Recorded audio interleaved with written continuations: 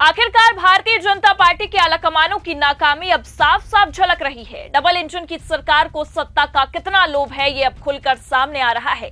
जहां एक तरफ हादसे को बीते लगभग 4 दिन का समय ही हुआ होगा, एक तरफ लोग अपने परिजनों की तलाश में रो रहे हैं, बिलख रहे हैं, तो वहीं दूसरी तरफ सत्ता की लालसा में बैठे भारतीय जनता पार्टी केवल अपनी मलाईदार कुर्सी बचाने में लगी हुई है। नमस्कार, आप देखना शुरू कर चुके हैं 4PM न्यूज नेटवर्क और मैं हूं आपके साथ प्रगति ठाकुर।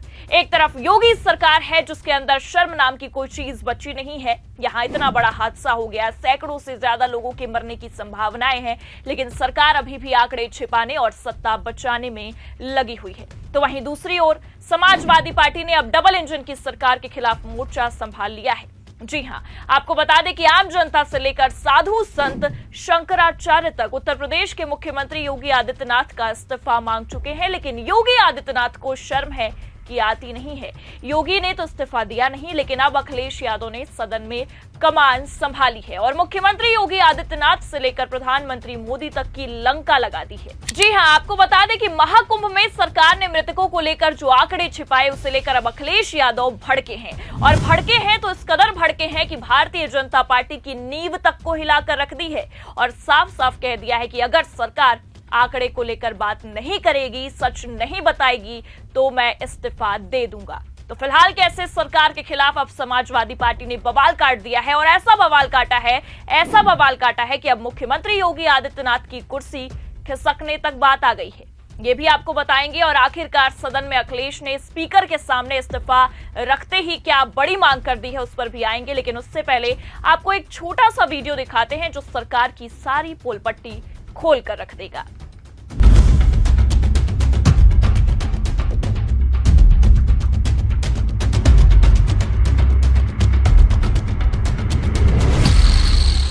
तो देखा आपने, ये है यूपी के मुखिया योगी आदित्यनाथ, उसी यूपी के मुखिया जहां 29 जनवरी की रात इतना बड़ा हादसा हुआ।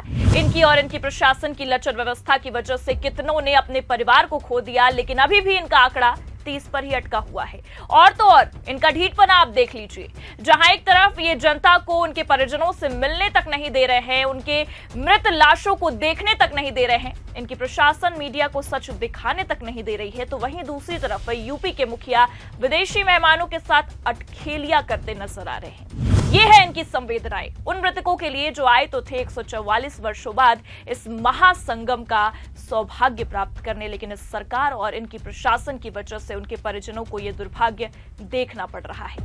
लेकिन फिर भी इन्हें शर्म है कि आती नहीं है। खैर छोड़िए, इनसे शर्म की उम्मीद भी कैसे की जा सकती है, क्योंकि इन्हें आम जनता नहीं बल्कि अपनी सत्ता प्यारी है। जहां एक तरफ यूपी के मुखिया का ये हाल है, वहीं दूसरी तरफ यूपी के पूर्व मुख्यमंत्री और लोकसभा सांसद समाजवादी पार्टी के मुखिया अखिलेश यादव ने अब सरकार की नाकामी के खिलाफ मोर्चा खोल लिया है और ये तय कर लिया है कि सरकार से सही आंकड़े निकलवा कर ही मानेंगे, सरकार की इस नाकामी को उजागर करके ही मानेंगे।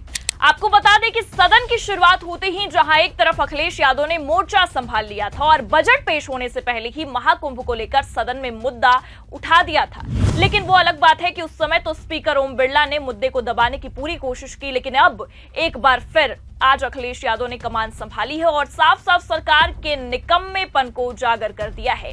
यहां तक कह डाला है कि अगर सरकार आंकड़े नहीं बताएगी, कितने निर्दोष मारे गए, उसकी जानकारी सही नहीं देगी, तो मैं इस्तीफा दे दूंगा।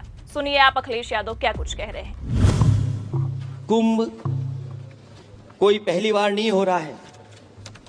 कुंभ का आयोजन सदियों से होता आया है।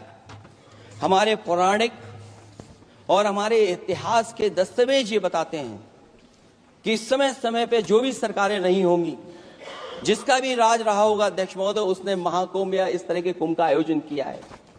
एक तरफ तो वो कि जो 144 साल बाद महाकुंभ होने जा रहा है, उसका इतना प्रचार किया और मैंने तो कई टीवी इंटरव्यूज में, कई समाचार चैनलों पर यह बात सुनने में आई और सुनते रहे हम लोग कि सरकार ने 100 करोड़ लोगों के आने का इंतजाम किया है और अगर 100 करोड़ अध्यक्ष महोदय, अगर ये बात गलत है तो मैं रिजाइन आपको देना चाहता हूं।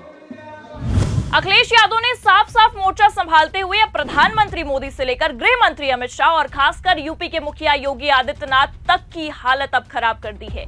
और सरकार कितने भी आंकड़े छिपाने की कोशिश ही क्यों ना कर ले, अखिलेश यादव ने अब ये साफ कह दिया है कि ये दावे तो डिजिटल कुंभ के कर रहे थे, लेकिन इनसे अब सही सही डिजिट तक नहीं बताया जा रहा है। ये है सरकार की नाकामयाबी का सबूत। और कहीं ना कहीं अखिलेश यादव की बातों को अगर हम देखें तो इसमें कोई दो राय नजर नहीं आता है। सरकार ने महाकुंभ की शुरुआत से पहले ही बड़े बड़े दावे किए थे, लेकिन अब उनके दावों की सारी पोल पट्टी खुलती नजर आ रही है। और तो और सनातन धर्म को लेकर सरकार ने जो गुणगान किया था और गुणगान की ये फिरती है, उसका भी अब सारा कच्चा चिट्ठा खुलकर सामने आ गया है। और सदन में अखिलेश यादव ने सच बताया है कि आखिरकार सनातन को लेकर सरकार कितनी पुरजोर कोशिश कर रही है कि हिंदू राष्ट्र बने और हिंदुओं को कितनी महत्वता दी जाए। देखिए अखिलेश यादव ने क्या कुछ कहा है सदन में। तो मैं अध्यक्ष महोदय सरकार से कहना चाहता हूं कि सतयुग से लेकर के कलयुग तक ये सनातन परंपरा रही है कि संत महात्मा साधु समाज मुहूर्त के हिसाब से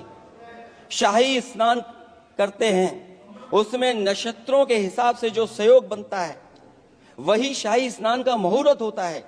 लेकिन भाजपा के राज में ये सनातन परंपरा टूट गई। पहले सरकार ने संत समाज को शाही स्नान रद्द करने का आदेश दिया, जिससे अनादिकाल की सनातन परंपरा टूटी। और फिर जब देश भर ने ये बात उठी, देश भर में ये बात उठी तो उन्होंने हादसे को छिपाकर फिर से आदेश दिया कि अखाड़े शाही स्नान करने जाएं। इससे सरकार ने पावन मुहूर्त के स्थान पर अपने मनमाने समय पर स्नान कराने का आदेश दिया। बात उस दिन या तिथि की नहीं होती है, बल्कि निश्चित मुहूर्त काल की होती है। ये सनातन परंपरा तोड़कर इन लोगों ने अच्छा नहीं किया।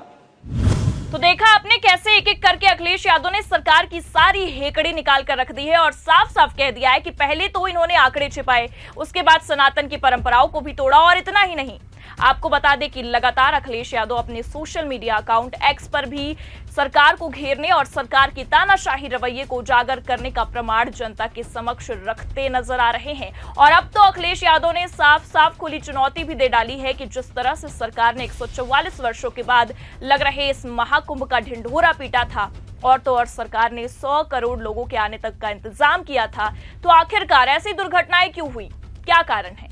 और अगर हो भी गई तो सरकार सच क्यों नहीं बता रही है? अगर सरकार सच नहीं बताएगी तो मैं इस्तीफा दे दूंगा। ये शब्द हैं अखिलेश यादव के। कहने को तो पूरा सोशल मीडिया इस वक्त योगी इस्तीफा दो की मांग से भरा हुआ है, लेकिन योगी आदित्यनाथ इस्तीफा तो दूर, अपनी इस नाकामी का पश्चाताप भी करते नजर नहीं आ रहे हैं, या कह सकते हैं कि इतने निर्दोषों के मृत हो जाने का शोक भी मनाते नजर नहीं आ रहे हैं, बल्कि बकायदा विदेशी मेहमानों को महाकुंभ में स्नान करवा रहे हैं, क्योंकि वो वीआईपी लोग हैं और जिनकी उस रात भगदड़ में जान चली गई वो आम जनता, गरीब लोग थे, जिनकी वोटों की वजह से आज मुख्यमंत्री से लेकर प्रधानमंत्री तक सत्ता की रोटियां तोड़ रहे हैं। लेकिन फिर भी इनके अंदर, डबल इंजन की सरकार के अंदर जरा सी भी शर्म नाम की चीज बची नहीं है। सच को अभी भी छिपाने की कोशिश की जा रही है। अभी भी मृतकों का आधिकारिक आंकड़ा इनके हिसाब से 30 ही है, और 30 आंकड़ा बताना भी जरूरी है, क्योंकि अगर सच्चाई निकलकर सामने आ गई, सच्चे आंकड़े निकलकर सामने आ गए तो इनकी कुर्सी डगमगाने लग जाएगी। हो सकता है कि कुर्सी हाथ से भी चली जाए। लेकिन अब अखिलेश यादव ने मोर्चा संभाल लिया है, तो देखना यह होगा कि अखिलेश के इस दाव से मासूमों को इंसाफ मिल पाता है या नहीं, सच्चाई निकलकर सामने आती है या नहीं, सरकार विपक्ष के सामने नतमस्तक होती है या नहीं। फिलहाल आपको क्या लगता है, अपनी राय कमेंट करके जरूर बताएं। ये खबर कैसी लगी, लाइक और शेयर जरूर करें। चैनल पर नए हैं तो सब्सक्राइब करना भी ना भूलें। देखते रहिए 4PM न्यूज नेटवर्क। नमस्कार।